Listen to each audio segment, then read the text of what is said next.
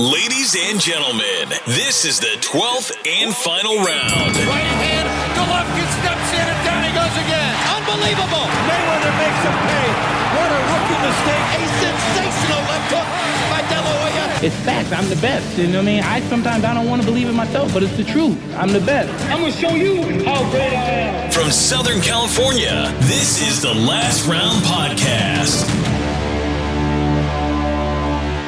Welcome to The Last Round, episode 219. And today's special guest is Abraham Gonzalez, contributing writer for ProBox TV and formerly, last time he was on, of NY Fights. Thanks for joining me, Abe.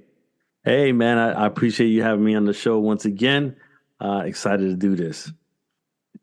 Just tell us about the departure from NY Fights and the big opportunity at ProBox TV. Yeah, so I was the managing editor at nyfights.com for some years. Then I went to bigfightweekend.com for a little bit, for a couple months. But then I had the opportunity to work with all the folks at ProBox TV on the news section. And so I just started actually today.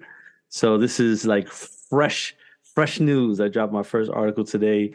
Just a little bit of a live stream fight card update, along with some betting odds. But yeah, ProBox TV, and I still contribute for Fanside MMA as well. A few small names in the boxing world in ProBox TV. Malinaji, Marquez, Chris Algieri. Yeah, just a couple. Well, that's good to hear. That's good to hear, Abe, that you've moved on to pastures new somewhere big. I'm looking forward to you coming back to Cali later in the year. Yeah, I am too. I do miss the weather, although you guys haven't had the best of weather this year. But I'm sure that when I come back, it'll all be good again. That is true. That is true. Well, jumping straight into the fight reviews. Saturday, the 29th of April from College Park Center, Arlington, Texas on DAZN. William Zepeda moved to 28-0 with a KO2 over Jaime Arboleda. Arboleda, yeah. Dropped to 19-3. Arboleda was down 3 times in round 2. What did you think of Zepeda? William Zepeda is the real deal, right? He is a guy that everyone needs to start watching. If you're not watching him, start watching him. El Camarón is the real deal. And he is going to be part of the next wave of lightweights that will make things fun and entertaining in the future. I think that once, the Devin Haney's and, he moves on and, those belts get split up again, if he beats Lomachenko, right? Or if Lomachenko wins, maybe that's a good fight in 2024. But either way, I think William Zepeda in between 12 and 18 months will be contending for a title at some point. El Camarón, the shrimp? The shrimp. Unless it means something else. But that's what I know that it means. It means the shrimp. And in your boxing experience and speaking Spanish, why would you call yourself the shrimp? I don't know. That could be, some kind of like a, personal joke or something like that, amongst himself and the family or in the gym, whatever. And he might have done something stupid and they might have said, Camarón, and it just stuck. I think Zepeda, especially at that, at lightweight, is going to be a handful for anybody because somebody who punches as hard as he does and throws as many punches as he does, it's a tough task. It's a tough task. Yeah, so if you notice that first round, when he landed his first clean shot on the button, it staggered him, Arboleda. Like the first time he hit some club flush, he hurt him. And I was like, wow, okay, like this guy, he's really showing his his power here. I think that right now the best thing that they can do is capitalize off of that momentum, put him in with a Fortuna or Morcito Gesta, do a Southern California fight there, kind of build that momentum, and then maybe do a Kambosos fight next year. And then, if he's successful after that, then he fights for a title. I think you hit the nail on the head there, because if I remember rightly, Zepeda beat Jojo Diaz. Jojo Diaz then went and fought Hester, lost to Hester. So Hester and Zepeda, both Golden Boy, easy to make, in-house fight, whilst Devin Haney's got the titles and fighting Lomachenko. Yeah, I could see that. Yeah, let's do it. I mean, I think that's a summertime in either Carson, California at the Dignity Health, or you do it as a main event, at the Fantasy Springs. But let's get it going. Right, we just did Golden Boy's job from there, I think. Yeah, and you can send a check to. I'll play. Moving on that card, we have Victor Morales moved to 18-0 and 1 draw with a KO2 over Diego De La Hoya, who dropped to 24-2. This was for the vacant WBA Intercontinental Featherweight title. Good performance from El Tornado. Yeah, Victor Morales, man, Victor Morales Jr., he did his thing. He asked for the Diego De La Hoya fight. He got it. He wanted to prove something, not only to the fans, but to himself, that, he was ready for that type of level fighter. And again, another guy that you want to capitalize off his momentum and get him back in the ring as soon as possible. Like, let's not keep him on the shelf 8-10 months. Like, let's bring him right back in the summertime.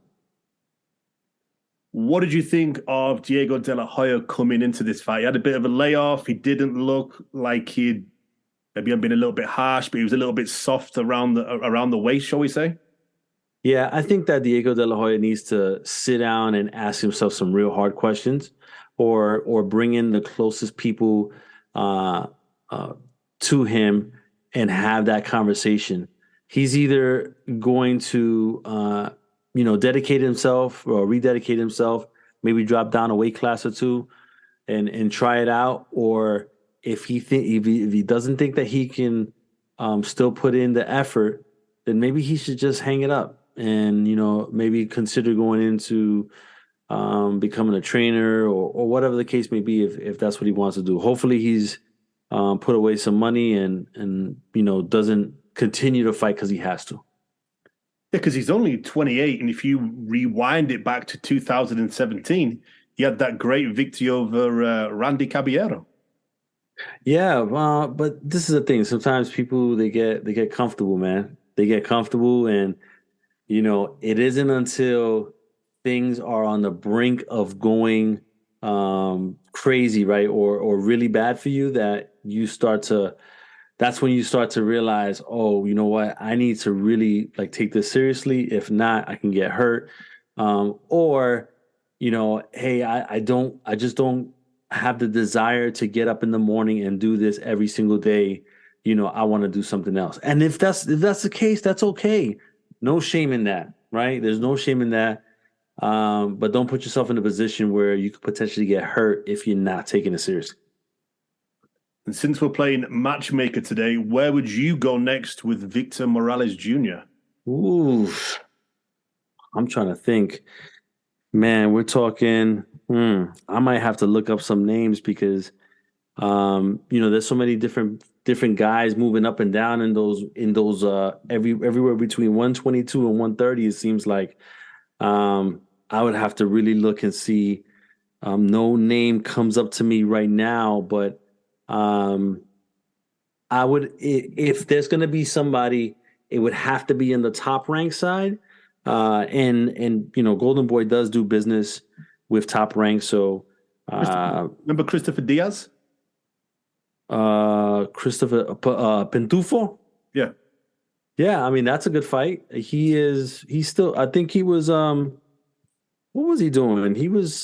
There was some news. He fought Dog Bay back in 2021. He had one victory last year.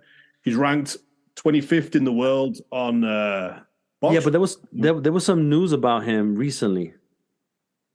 But what about a Ruben Villa or Joey Gonzalez? Those fights, Josh Warrington, I'm trying. I like Ruben Villa. The only thing with, I mean, you've got to challenge yourself at some point. I just thought Joet maybe had a little bit too much experience for Victor right now. But Ruben Villa, I could see that one. Or somebody like Arnold Kagagi. Right? That's a tough fight. That's a tough. You're gonna get rounds. You're gonna get rounds. Yeah. So I mean, all those type of fights up and down the I-5 would be okay. Yeah. No. I like it. Right. Nothing else to review for that weekend. So let's go on to the big preview for this week. Saturday, the 6th of May, from the Estadio Akron from Jalisco on DAZN pay-per-view. Saul Canelo Alvarez returns 58-2-2 up against John Ryder 32-5 for the undisputed super middleweight titles of the world. Right, Abe. So going in, what do you think of this fight? Do you get the big fight feels now that we're pretty much hitting fight week? No. I think that we all know what this is, right? But this is boxing, and boxing could potentially, or not potentially, but boxing often throws us some curveballs, and things happen, right, that we don't expect to happen.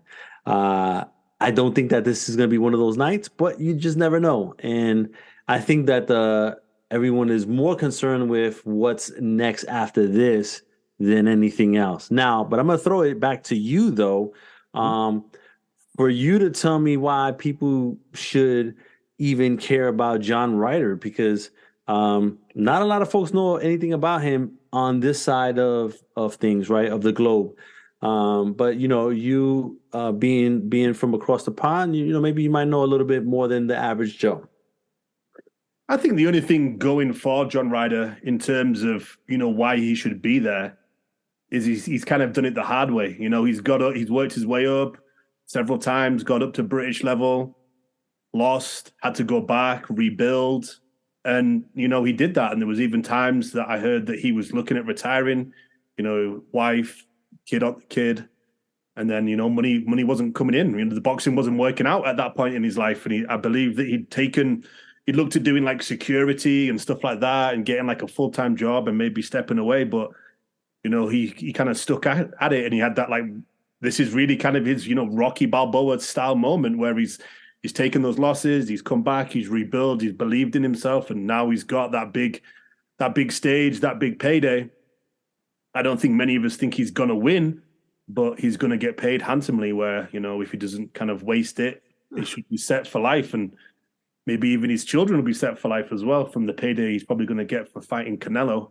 But I'm not going to lie to you and sit there and tell you that I think he's going to win the fight. Yeah, no, I don't think so either. I mean, this is the grand homecoming for Canelo Alvarez. He's been wanting to do this for a long time. I don't know if you remember that at one point he wanted to fight Triple G, either the second or the third one in Mexico, right? Like, he wanted the big show, not the wrestler, the big show, but the big show, right? He wanted to have the glamour and the glitz and the Mexican, people chanting his name and all that. Like, he's been wanting this moment for a long, long time. Almost similar to when Julio Cesar Chavez fought at the Aztec Stadium some years ago, where that was like the grand moment. There was a bunch of people. It was like 100,000 people or something like that, something ridiculous. I think that because he was a kid at that moment, he probably told himself that he would always want to have that type of moment if he made it, right? And so I think this is it for him. Do you think that the Canelo star is waning? Because, like you just touched on, this fight isn't giving you the big fight feels like it was. The Triple G trilogy wasn't really as big as we thought it was. The Dimitri Bivol fight wasn't really as big as it was. Or is it just a bad selection of dance partners?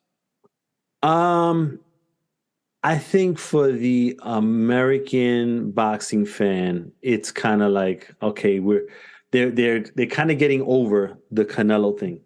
Now, on the Latin American, in the Latin side of, whether it's media and culture and everything else, like, he is larger than life. So everything and anything that he does or he is in whether it's a fight or whatever, he's going to be every 5 minutes they're going to be mentioning. So that hasn't stopped for him on that end. On the American fan side, yeah, I think we're moving past it a little bit, and I think that they're looking for that next star, and they might have found one 2 weeks ago in Las Vegas, right?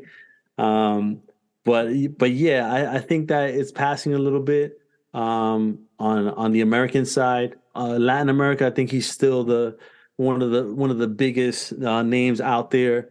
You know, he has Julio Cesar Chavez type fame with the culture. So yeah, I think that's never gonna die down even when he retires. Like he's gonna be the Mike Tyson, you know, that type of effect where people are never going to not want to see him do something. Looking at the fight itself, this is Canelo's 63rd fight. Looking at his last two performances, obviously the loss to Dimitri Bivol, and then I think people weren't overly impressed with his performance against Triple G due to the fact he dragged Triple G up to 168. Do you think Father Time is catching up with him? I would have to say so. Yeah, I think a little bit. He would probably say no, of course, but you know, that many fights, you know, he is a little bit, I think he's like 33 or something like that. But he's a little older than that, right? He's an older 30 plus. So I think that the wear and tear is definitely catching up to him. He's had more surgeries, you know, as of the last couple of years than he's had ever, it seems like. So I think it is catching up to him a little bit.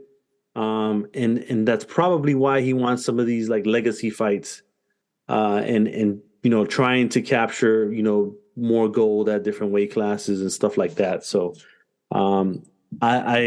if he's gonna fight Bivol again, I don't think he's gonna be at 168. He'll probably fight him at 175 because then, you know, he'll keep his belts intact if he loses again.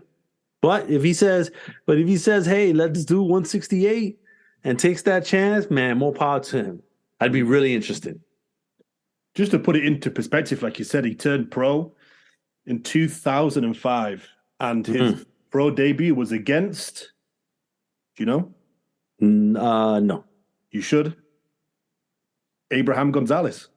Oh, yeah, that's right. Somebody was teasing me about that some long ago. Yes, I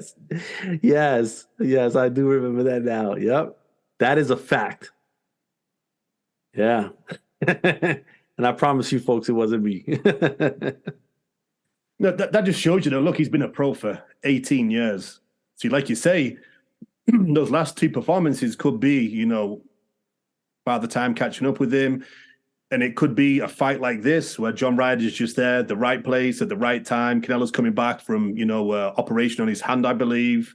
Some not the best Canelo performances against, obviously, Triple G and Dimitri Bivol. So every dog has his day, right? Yeah, and it takes a lot out of you, man. Listen, I've been in the Marine Corps for 25 years, and last couple years, the surgeries and the injuries have been stacking up one after the other.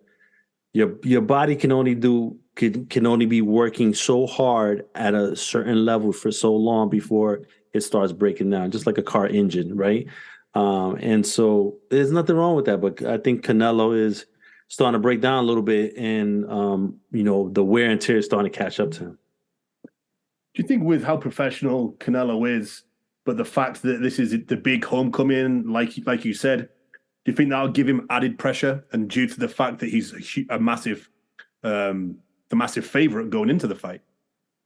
Nah, a guy like that at this level, I think that he's numb to pressure. Honestly, you know, I think that he is going to maybe feel like he needs to do something spectacular early. But if it's not there early enough and he doesn't see it, then he's going to just revert right back to what he knows, and then let the opportunity present itself if it does. Obviously, we have John Ryder, you know, coming up this weekend. September, looking like from what Canelo says, is probably going to be Dimitri Bivol. May next year, I would imagine David Benavidez. And then what? I think we're kind of running out of opponents. Yeah. No, I guess it just really depends, right? At that point, you know, maybe he moves up and fights Better BF at that point, right? Because Better BF will probably be like 41, 42 at the time, right? That's if he doesn't lose to Bivol. Maybe you try to see what's at 175 that you could potentially obtain a title there. Or you fight.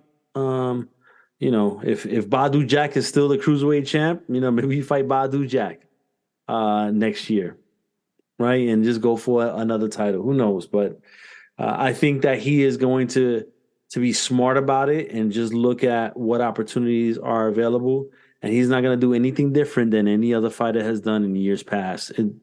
All the superstars have done it towards the end of their careers, and he's going to be no different. You think that Canelo is still underrated due to the fact that, like, we talk about pound for pound and, the mythical matchups and stuff like that, but he's actually tried to do it in real life. He's tested himself against these bigger guys at higher weights. Okay, he's stuck in clauses now and again for the rehydration to kind of make it safe for himself, because then he's not fighting a legit giant. But I think, because of the fact he did it with Bivol and he was beating so convincingly, I think now some people maybe actually underrate him.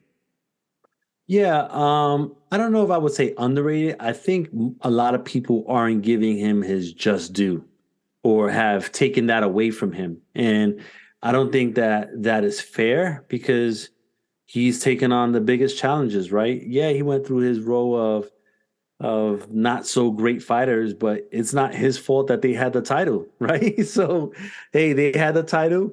They were okay. But he went and got the title. Not his fault. And I'm sure if it was somebody else that was there, he would have fought that person too, because he was on a mission to become undisputed. And I can respect it. I think that people are they forget things quickly. And you could be hot today and not so hot tomorrow. So I think it's just a little bit of that. I assume you're going for a Canelo win? Yeah, absolutely. I think mid to late stoppage. Yeah, I agree. I think a late round stoppage, I think John Ryder, unfortunately, is kind of a man-made opponent for someone like Canelo, because I think John's probably going to go in there. I don't think he's going to try to outbox him. I think he's going to stick to his very compact, kind of aggressive come-forward style, which is kind of tailor-made for someone like Canelo. Which will be a perfect homecoming for him, unfortunately for John. And I could actually see him maybe retiring afterwards. He's got that 100%. I think that John Ryder rides off into the sunset after this. Yeah, I believe so. I think he's got there. He's taken the long, winding, hard road to get there. He gets paid. Kind of finish on top. Even if you lose, you're still finishing on top in a fight like that against someone like Canelo.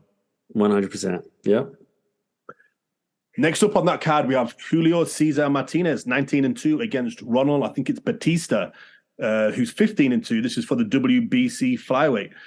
A return for Julio Cesar Martinez. Hopefully a little warm-up fight before we see him in there with someone like Sonny Edwards in the future.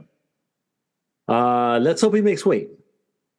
Yeah, that's true. Yeah, that is true. Let's hope he makes weight. Let's hope that we get the fight period. And with him, he's just, you just never know what you're going to get with him. Right. And I feel like maybe he gets past this and then, he'll go and get the Sonny Edwards fight or the Bam Rodriguez fight. And then he comes in overweight for one of those. I don't know. Like this guy, I don't know what to think of his career. It's almost like he's had this roller coaster ride that he is unaware that he's in. I don't understand it. I don't understand how he continues to have these lapses in judgment. The Martinez Edwards fight is one of those ones where marinading has gone wrong, because when they first spoke about it, it would have been a good fight to do. Sonny Edwards' brother had that, defeat to Martinez. Martinez at the time, I think, only had one loss. And then they made it, but they tried to marinate it. Obviously, Sonny Edwards at the time was with Probellum. He wasn't with Matchroom like he is now, so he probably didn't want to make it then. But obviously, Martinez has lost to Chocolatito since then. He's had those several fights fall out with, Williams Arroyo. And then obviously now in most people's minds, that loss to Sonny Edwards' brother, it's kind of gone. That's so long ago. We don't really think about it. So I think that's kind of marinating gone wrong. What do you think? Yeah, I think, again, let's see if we actually make it to the fight. Well, I'm a big fan of Martinez when he does fight. He does have a very fan-friendly style, so hopefully he gets the win. And then we can see, Sonny Edwards is fighting in the not too distant future. Hopefully he gets the win, and then we see those two in the ring at some point towards the end of the year. Yeah, because I don't think we're going to see Bam until later this year. And if we do, it's going to be, kind of like a tune-up, because I don't think he's going to go right into like a unification fight coming off of a broken jaw. I don't know. Maybe he does, but I don't think he will.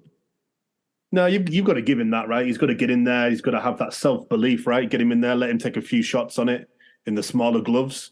So then, when he's back into the big fights, he's got that. He's comfortable in there without having to worry about, getting hit and whether the jaw is going to stand up. Yeah, he's a tough kid, man. So, hey, listen, anybody who fights Sarung Vasai is a certified tough dude. Plain and simple.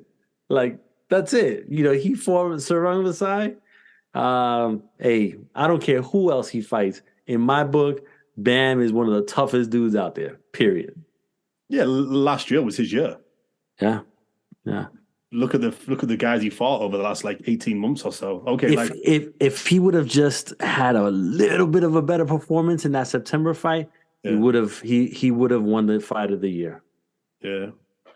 No, it's true. It's true, but you gotta give him a little bit, right? He's still, of course, still young, and like you say, like styles make fights, and sometimes styles make bad fights. Or some people just get in there and they realize that, okay, this dude's good. Like, I'm not opening up. I'm not giving him an inch. I'm just going to see out the 10, 12 rounds, get my paycheck, and run off to another fight. That's right. That's right. Unfortunately.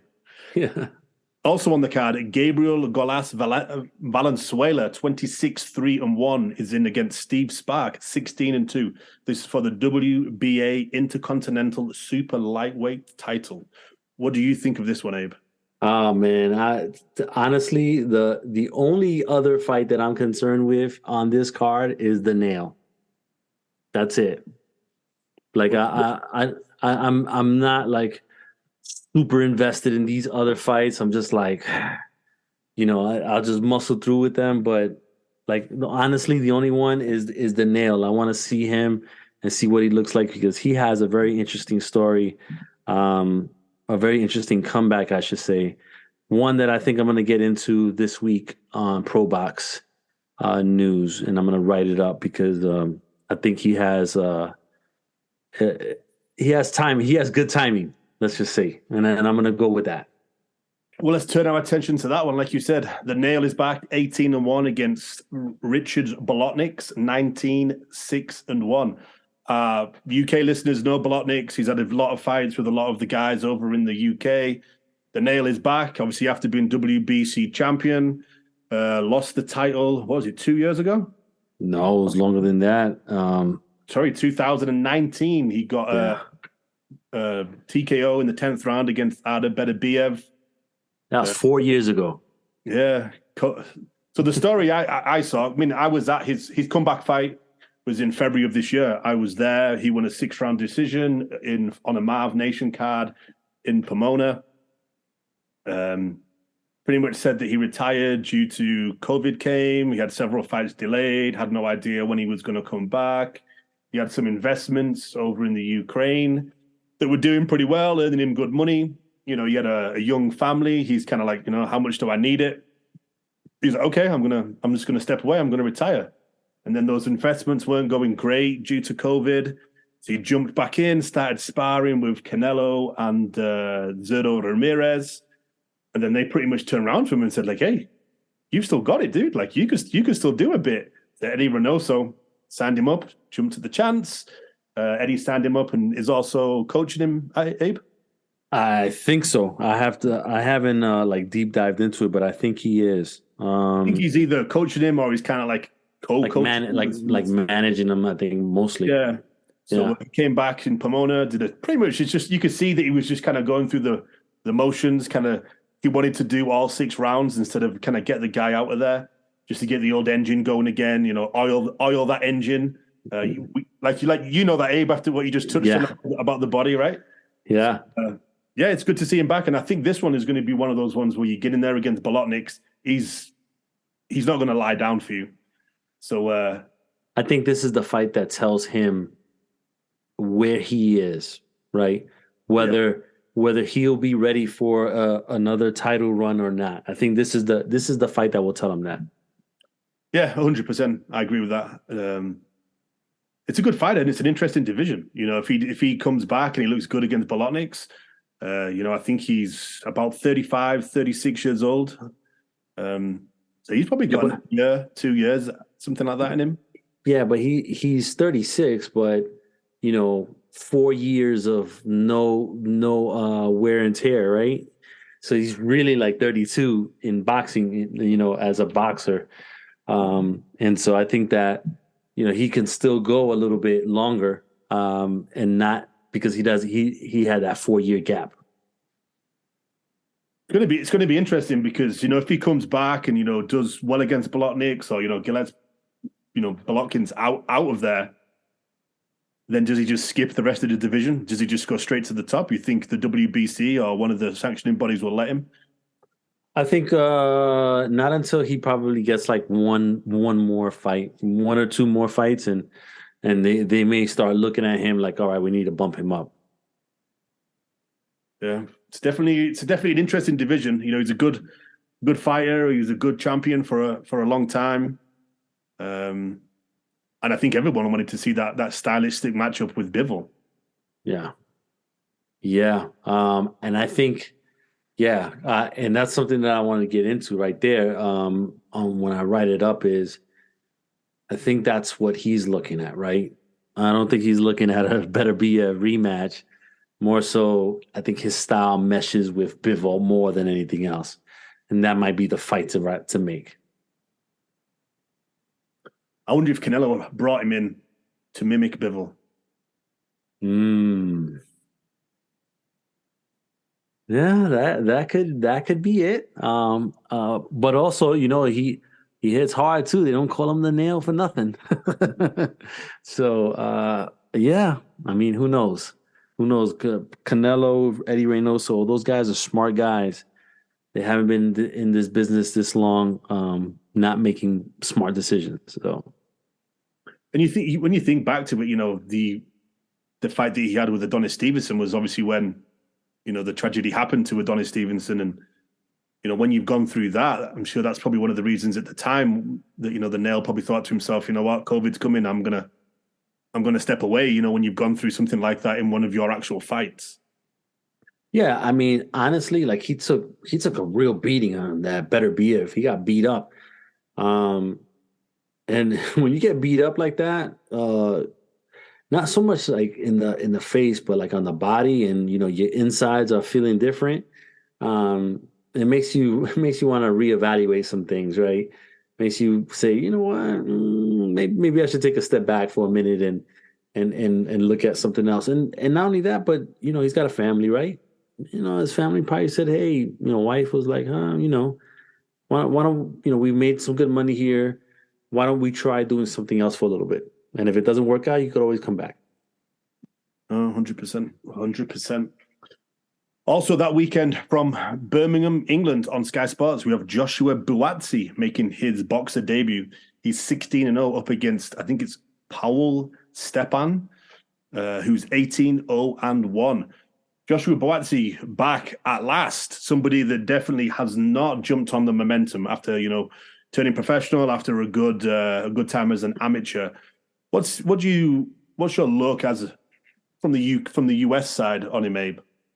I don't know. I mean, I feel like he's one of those guys where I got to drink a large cup of coffee before I watch him. He just needs to be. He needs to do more exciting things in the ring, especially in that weight class. So let's see if. And maybe it could have been his own situation, and he just wasn't happy and all that other stuff. A lot of things go into it, right? Let's see what he does with this debut with Boxer, and what he's going to do. I haven't seen anybody pick that up yet. Do you know if anyone was picking it up? Because I haven't seen it. No, normally the only ones that normally do is like ESPN Plus, or sometimes pick it up, Fight TV, something like that. Yeah, like ProBox picked up the Okali fight, I believe, last time. Oh, okay, that'd be cool then, somewhere. Yeah. So I don't know. I mean, I guess if nobody picks it up, then we'll just have to wait until the press release comes out and let us know who won. The only thing that is kind of like a red flag, maybe, or maybe I'm looking too much into it or just reading it wrong, is every time Buatsi gets a fight against somebody big, it falls through due to injury. But then his comeback fights against the smaller, kind of like weaker, lesser opponents, he never gets injured. He always gets in and fights those guys. But when he's matched up with someone, we're like, okay, at last, this is his step-up fight. We're going to see the real Buatsi. This is what everyone's been talking about for so long, because you can only be a 30-year-old prospect for a certain period of time. 30-year-old prospect it is. Yeah, he's gonna have to figure it out. But Boxer is willing to take the chance on him, right? So good on them. Was it Ben Shalom? I think it is. Yeah. He's trying to do some things out there, and got the Sky deal, if I'm not mistaken, right? So I mean, good for him for getting stuff together and giving this guy another opportunity on his network or his promotion, and then seeing what's up. Yeah, I mean, I hope we get a good performance from Buatsi, because just looking at just the light heavyweight scene on the British side of things, Callum Smith, Dan Aziz, Anthony Yard, Joshua Buatsi, just to name a few, Craig Richards, Lyndon Arthur, you could just have a round robin of British fights where they'd all get paid well. There'd be big fights on Sky Sports or DAZN in the UK. They don't even need to come over here and test themselves, So they all need to just kind of put the pride aside, look at we're not getting any younger. Let's just do it. Especially with Anthony Yard coming off of that, brave performance, right? And people like, yeah, he lost, got stopped, but how brave was he? And some of the success that he had, and people would tune in to watch him again, right? So, maybe fighting him, right, and getting that. I'm sure that'd be a big fight in the UK. Oh, it'd be huge, because they're both. He's Anthony Yard's 31, Buatsi's 30, and then how old is Dan Aziz? Dan Aziz is 33, so they're all of them are kind of getting to that kind of middle part of their career where they're probably pretty much finished growing. They're going to learn all they're going to learn. They should really be hitting the peak of their career. So, yeah, to me that's just sad. I hope we start seeing those guys all fight each other. Yeah. Right, nothing else to preview. Moving on to the news and the notes. And the biggest news from today, Ryan Garcia and trainer Joe Goosen have parted ways in the aftermath of the 7th round KO loss to Gervonta Davis in Las Vegas. This is according to ESPN, but I saw Golden Boy retweet it. I've seen Ryan put it on his story on IG, so it looks like it's 100% true. What do you think of that, Abe? I wasn't surprised that happened. Joe Goosen didn't attend the post-fight conference, press conference. So he was not there for that. That probably should have been the first signal that, things were going in that direction. It just didn't seem like things were in sync for this training camp as maybe they were the first time. It was almost like, where you get that newlywed feeling, right? Everything was going well. Joe Goosen was in San Diego, got a condo or something, and they were working out, and things were going good. It just seemed like for the biggest fight of his career right now, Ryan and Joe just weren't in sync, and they weren't on the same page, and that's weird. It's weird that they would be for a lesser fight, but for a bigger fight, they wouldn't be. I don't understand that. I wonder if, kind of like a marriage, when Ryan had just worn him down, not listening, thinking he's right. I posted something because I listened to an interview done by Boxing Social, and I listened to it and I wrote it down word for word because I wanted to put the quote onto our Twitter. And I can't remember it word for word now, but I'll say what I can remember. That Joe Goosen says that you don't train Ryan Garcia, you collaborate with him because he has his own ideas, and 90% of the time, his ideas come true. Something along the lines of that. And I posted that on our Twitter.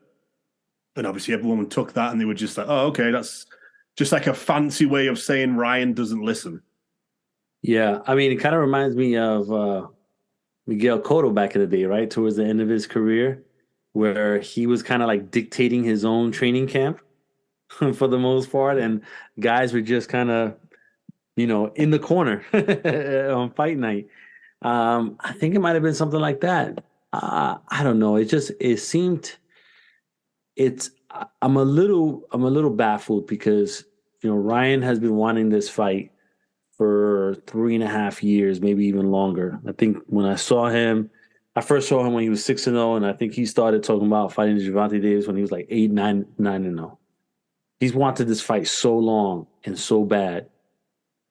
And let me remind everybody that he was the only one that was really pushing for that fight and calling out Gervonta at every moment, right?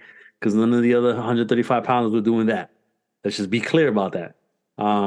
And he finally gets to this point, and it just didn't seem like, I don't know, it seemed like the moment was too big for him. And seeing the All Access, the epilogue, and seeing some of the things that he was saying, his body language, it seemed like the moment was too big for him. Like he needed for Jamal Charlo to tell him that something about his fist feeling hard, for him to feel confident in himself that he was going to do something in the ring. And that was a little bit alarming right there. It just didn't seem like he was confident. And, for Gervonta, because he had been in these main event situations for so long, he just seemed like it was another day at the office, really. And I think that was the difference. But going back to Joe Goosen, I don't understand it. And then I don't know where he goes from here. Who's going to take Ryan right now under those conditions? Freddie Roach ain't taking him. This kid, Manny Robles? I don't think he's going to take him. Robert Garcia, probably not. Robert Garcia ain't going to put up with that. Then I saw a post that I guess Coach Calvin Ford said he'll take him with open arms. I don't see Ryan going to no Baltimore. Like, nah, he ain't doing that. Or, if they meet in Vegas or something like that, it's just not going to happen. I don't know. I think that he goes back to his dad, right? And just does it that way. And then seeing if he can make it happen. Do you know who I think it goes to? Who's that? And people listening to this, you can mark this, May the 1st. I come out with this crazy idea of what he does, but I think Ryan is kind of crazy enough to do this. I think he appoints his brother. You know what? I wouldn't be surprised about that, or a collaboration between his brother and his father, because his brother has been on his IG is Sean Garcia assistant coach. Yeah, and I think to keep, because he doesn't listen and stuff like that, and obviously Sean's career as a boxer kind of went down the pan, didn't it? Really, to be honest with you. He'll probably say like, "Oh, who knows me better than my brother? He already does pads with me all the time on IG to keep the money in the house, so it's not going to some trainer outside." I think he'll use that. He'll be like, "Yeah, who knows me better than my brother?" I think, and he'll appoint Sean. And Sean's been all over the place too. Like at one point he wanted to be a police officer, and then Then he was going to do something else, and then he wanted to fight again, and I don't know. It just looked weird. It looked weird, and he looked scared in Gervonta's locker room when he was watching his hand wrap. He looked scared as hell. So I don't know, man. Like if I had the ability to appoint him to somebody, I'd probably tell Ryan to go down to Vegas and mess with Salas, or Bob Santos or one of those guys, right? For California coaches, because his family are in California, I'll name a couple and then you just tell me what you think. Yeah. Virgil Hunter. Who? Virgil Hunter. Nah. Go ahead. Sorry, someone, Abel Sanchez, because Ryan likes a big one shot, kind of like Triple G. I think that because I don't even think Abel Sanchez has any fighters anymore, right? I think because it would just be Ryan, I think that would be an opportunity there. I think that would work, but it'd have to be in Abel's terms, him going up to Big Bear and all that other stuff. One that was all over Twitter, I'm sure you saw it, because everyone says that he needs a disciplinarian, Teddy Atlas. Oh, Steve Kim said that. There ain't no way, because Teddy Atlas, the way he works is you have to go all the way up to upstate New York, I think is where his thing is at. And you have to be there the whole time, right? And Ryan ain't doing all that. But before even doing that, you have to get like an interview process with him. Teddy Atlas is a madman, but there's a method to his madness. That's just not happening, bro. And then in a perfect world, who do you think he needs? Who do you think would be the best matchup for him if Ryan, knuckle down? Yeah, that's what I'm saying. I think a Bob Santos or Ismael Salas, like I think those two type of coaches would be good for him. Bring a little bit of different style, Cuban style, with Salas. So I think that maybe some of those guys. But like if he wanted to really take the gamble and wanted to make that move or whatever, maybe a Calvin Ford wouldn't be such a bad idea. With Kenny Ellis down there at the Upton Gym in Baltimore, but Ryan would have to sacrifice something, to do that, and whether he wants to do that at this point in his career or not, up to him. One thing I do think about is if Ryan has had problem with coaches and not listening and stuff like that and kind of doing his own thing when he didn't have much money, now the fact that he just got paid 5, 10, 15 million, whatever he got paid due to the pay-per-view numbers doing really well, what's the chances of him listening now? So let's take a step back. Ryan already had money. I'm talking about at the start of his career, he's always had problems with coaches, not just Joe. Yeah. Because before this fight, I think they put his net worth at 20 million. So he was already kind of like out there. I don't know. I think Ryan just got a lot of different things going on, and I don't think that there's anybody.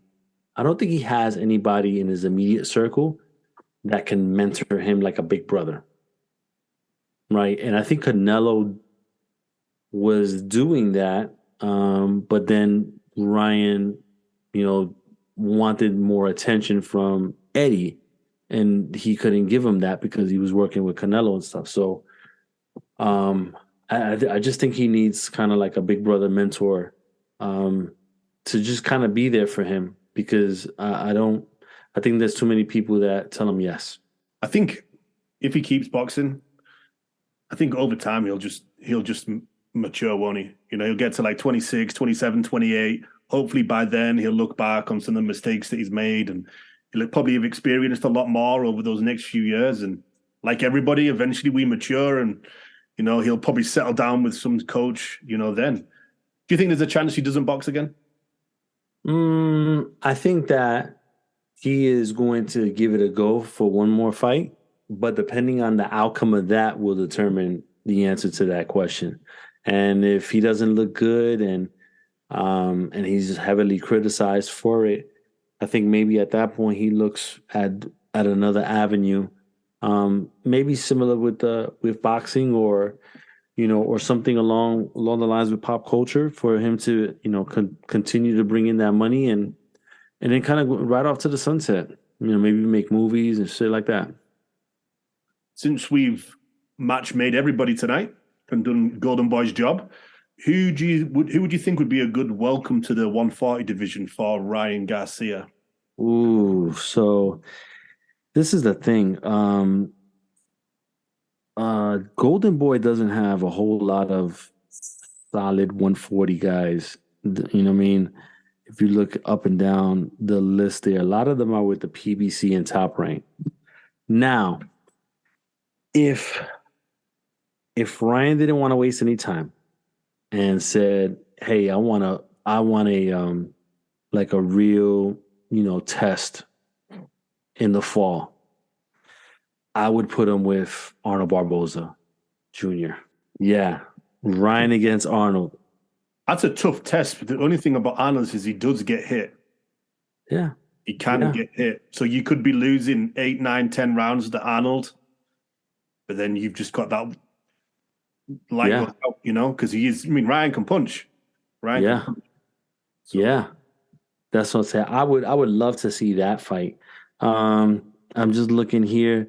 I guess you could do the Jose Ramirez fight, right? I guess you could do that. That would be a good fight.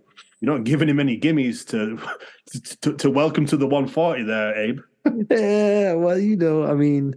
I just don't see anybody else, that's makeable, right? Because a lot of those other guys are with the PBC and they're not going to do that.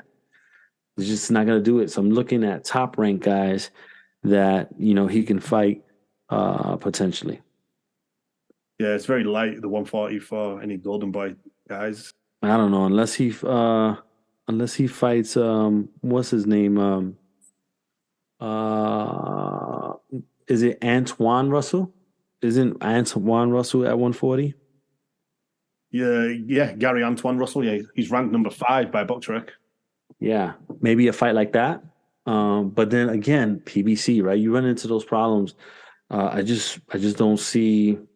I don't see anybody at a lesser ranking than the other guys that I mentioned on the top rank side that he could potentially make, unless they tell Mercita Hester to come up to 140.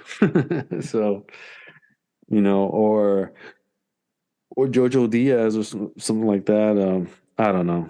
Yeah, it's going to be interesting, especially to see who gets picked as his next trainer, coach.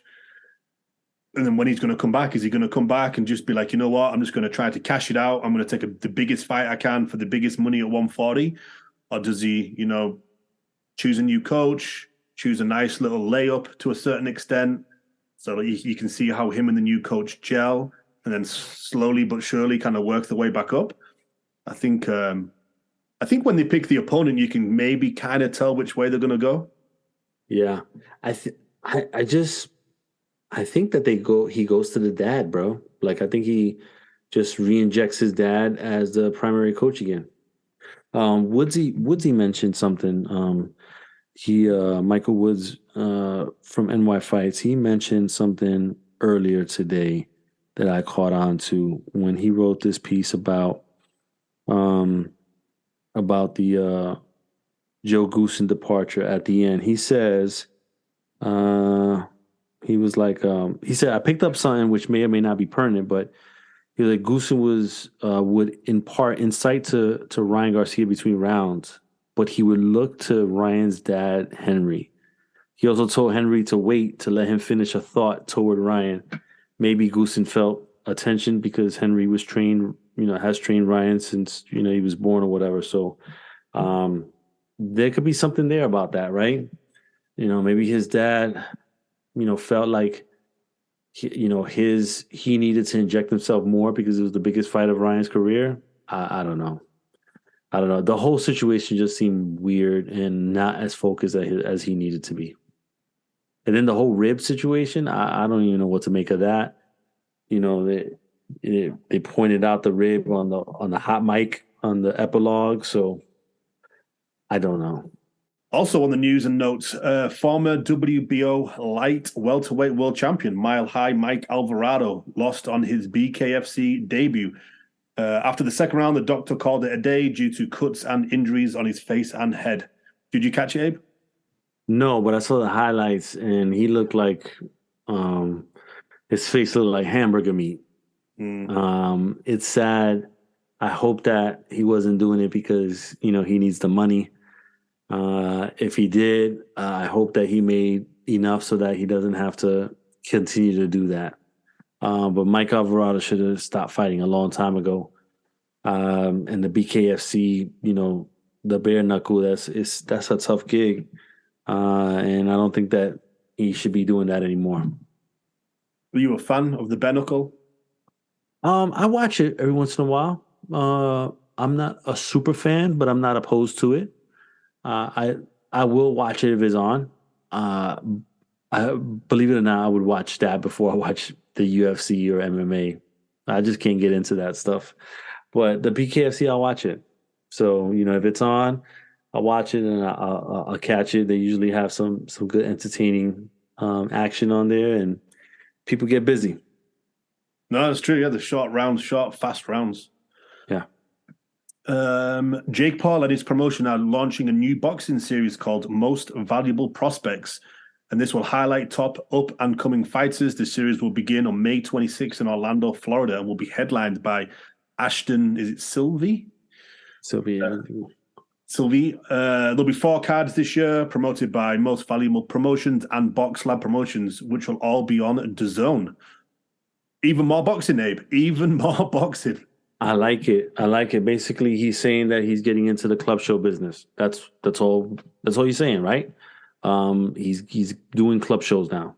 I think this is the beginning of the transition of Jake Paul into strictly a promoter or event coordinator, basically, than a fighter. I think this is him planting the seed of that. No, 100%. Yeah, I think his boxing career will probably die its death over the shortcoming year, 2 years or something like that. But look what him and Jake have done to make themselves celebrities on YouTube. Both of them know how to promote. So obviously Logan going into WWE, he's done amazing there. I can see Jake doing amazing in promotion in boxing, and listening to all the fighters that have signed with him. I think due to the fact he was already wealthy, he takes a very small portion as a manager. So it's amazing for the fighters that he has. Yeah, I think that, but that's why he's kept it boutique, right? He's kept it nice and boutique, kind of small. I think that with him, he's a smart guy, smart business guy, makes money with anybody and everybody, ESPN, DAZN, whoever. And I think that he wanted to do it this way so that he can learn from his mistakes and do the mistakes at a small scale before eventually expanding it into a larger one. Yeah, 100%. Kind of like little mini showbox cards, aren't they? Yeah, 100%. You know what I mean? No different than the Golden Boy Fight Club shows that they used to do in downtown LA that we used to go to, right? And back in the day, so. Some of those cards are honestly the best ones I go to because small, all the fans are pretty much diehard fans or the friends and family of the fighters. So there's a really good atmosphere compared to some of the bigger events where guys go just for a night out. They don't really know the fighters. So yeah, some of the best cards I've gone to in terms of atmosphere and action are some of the smaller cards. Yeah, and those fights, I've seen Sinisi Estrada, starting. Virgil Ortiz starting, Joshua Franco, all those guys, they all started in those type of shows, and and you get the best seats, right? Because it's a smaller venue, and you get to see all the intricacies of things that they're doing. So I really enjoy it because then when they go to a larger scale, you know what to kind of expect and what to look out for. Yeah, so anyone in those areas, any of those small areas, make sure to go to those club shows, nice and cheap. See some fighters that you can say in the future, like, hey, I saw that guy at the Avalon in downtown LA or somewhere like that. That's right. That's a fact.